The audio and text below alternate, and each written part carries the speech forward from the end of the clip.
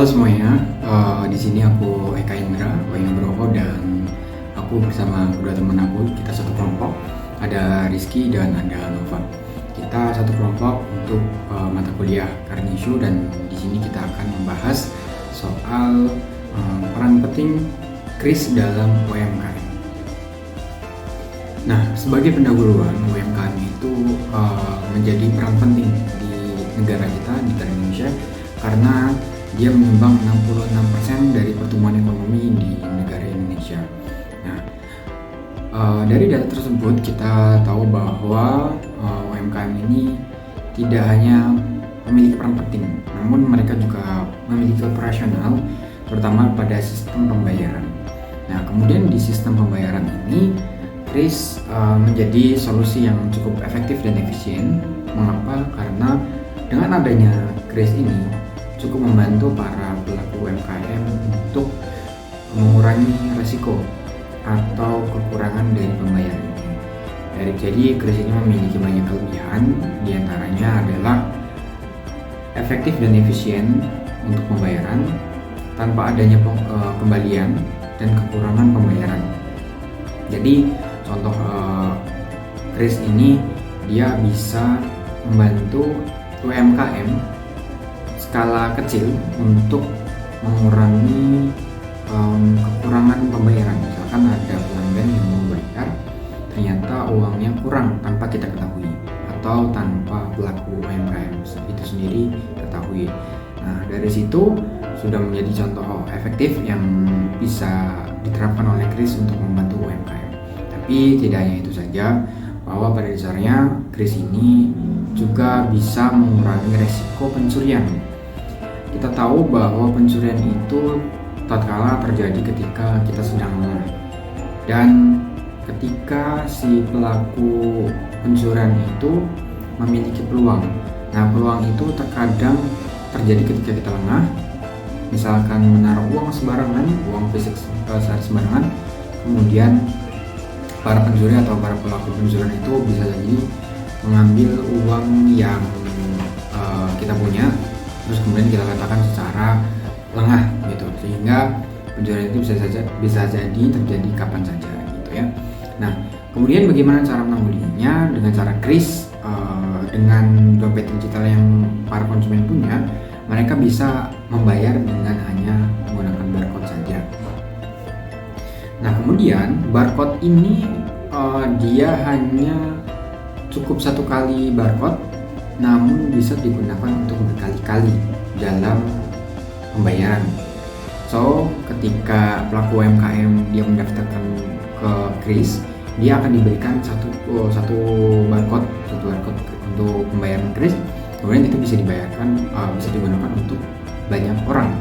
Gitu. Jadi mungkin contoh ada 1000 konsumen, ya cukup dengan satu barcode saja untuk pembayaran.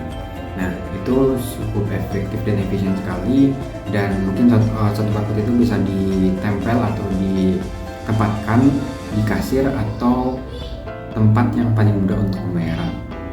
Nah, itu cukup mudah. Kenapa ya? Karena tinggal scan saja, kemudian konsumen memberikan uang yang akan ditransfer.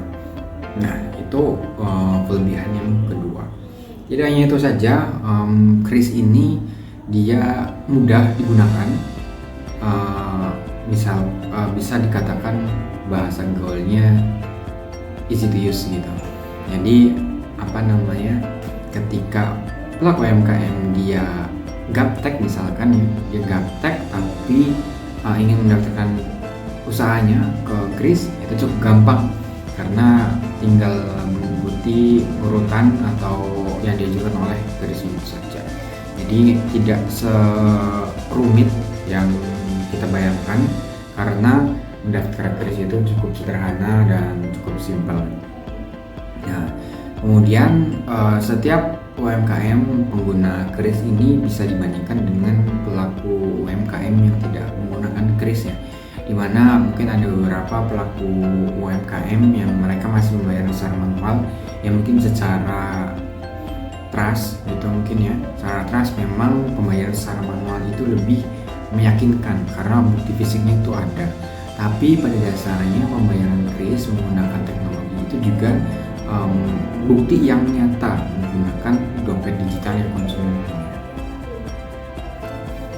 Nah, lalu dompet digital seperti apa yang bisa menerima pembayaran kris? Pada dasarnya dompet digital di Indonesia itu kan banyak.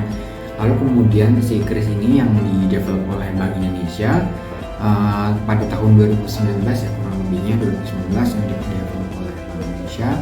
Ini dia mampu menerima pembayaran dari berbagai dompet digital, misal dari Dana, OVO, GoPay, terus kemudian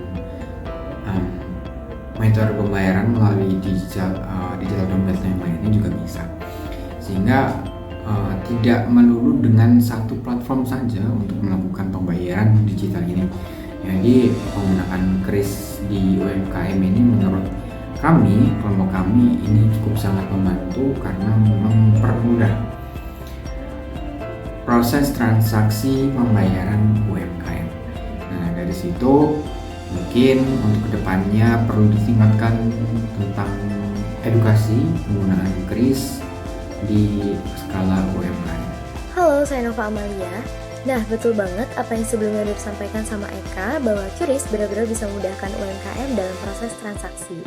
Selain kita nggak perlu repot-repot buat cari uang kembalian, dengan QRIS transaksi juga bisa langsung tercatat secara otomatis. Nah, tentunya ini sangat membantu para pelaku usaha dalam membuat laporan keuangan.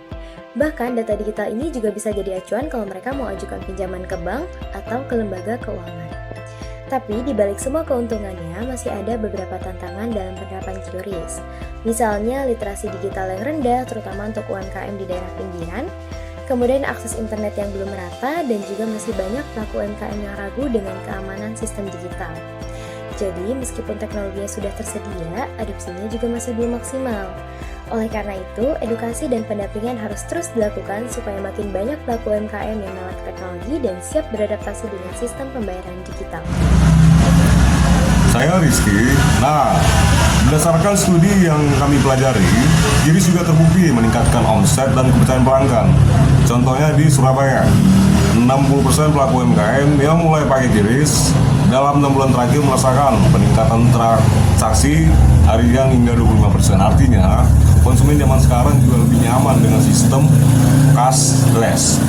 Jadi bisa disimpulkan bahwa QRIS adalah inovasi penting dalam mendorong transformasi digital UMKM. Teknologi ini mempercepat transaksi, meningkatkan keamanan, dan memperluas akses ke layanan keuangan. Tapi tentu keberhasilan butuh kolaborasi dari banyak pihak.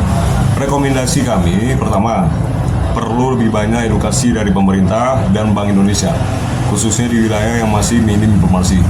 Kedua, perlu kerjasama dengan platform digital seperti Tokopedia atau Shopee untuk mempercepat adopsi QRIS.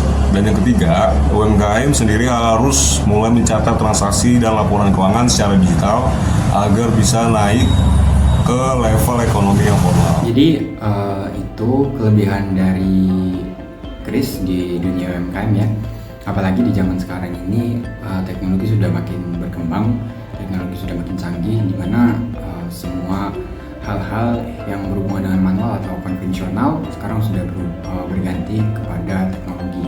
Nah, pada contohnya ya seperti yang sedang kita bahas ini, yaitu QRIS.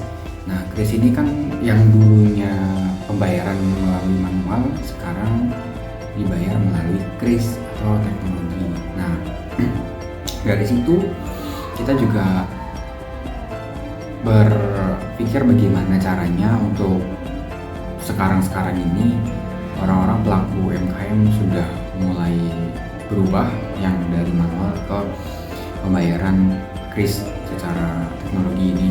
Nah, nggak cuma itu aja, kita juga berupaya bagaimana caranya orang-orang mulai sadar akan perkembangan teknologi bagi pelaku UMKM atau pelaku usaha yang masih bergerak di dunia bisnis dengan bergerak di manual ya. Semuanya harus berkembang menjadi teknologi, yaitu semuanya harus dikonversikan dan diintegrasikan ke teknologi. Nah, itu aja sih, karena di dunia teknologi ini kan sangat mempengaruhi bisnis tren kedepannya. Nah, misalkan teman-teman yang punya bisnis atau punya usaha kecil ataupun besar, apabila perusahaan tersebut tidak mengikuti zaman, tidak mengikuti tren teknologi, ya pasti bakal ketinggalan, bakal tergusur di zaman, karena zaman sekarang bukan zaman dulu lagi. Zaman sekarang sudah makin canggih, serba teknologi, serba AI gitu. Nah, apalagi kalau misalkan ternyata kita kalah dengan kompetitor karena hal sepele, yaitu tidak mengikuti tren teknologi, itu akan sia-sia ke depannya. Apalagi modal yang sudah dikeluarkan itu sudah cukup banyak, modal dari segi waktu, segi biaya, dan segi apapun itu, finansial, bahkan knowledge, intelektual dan sebagainya, itu bahkan bakal sia-sia kalau misalkan kalah dengan komputer karena tidak mengikuti tren teknologi gitu. Nah, jadi harapannya kita sebagai mahasiswa dan teman-teman sebagai pelaku usaha mungkin sudah mulai melek teknologi, sudah mulai sadar akan adanya teknologi ini. Nah, mungkin bagi teman-teman yang masih punya kerabat, mungkin bukan hanya kita saja, mungkin punya kerabat juga yang memiliki usaha atau apapun itu, mungkin mulai menyadarkan teman-teman lainnya akan kesadaran teknologi. Nah, di menit terakhir ini mungkin aku akan membuat kesimpulan dari Chris di dunia UMKM ini sangat berpengaruh untuk apa? Untuk meningkatkan efisiensi dan efektivitas operasional di UMKM. Nah, sebagai penutup juga aku selalu berpesan untuk teman-teman yang masih menggunakan manual untuk bisnisnya agar segera mengintegrasikan usahanya ke Chris. Mungkin itu aja dari kami, dari aku pribadi, Indra Nugroho, dan mewakili kelompok saya. Mungkin ada kurang lebihnya, kami mohon maaf. Selamat siang dan salam sejahtera buat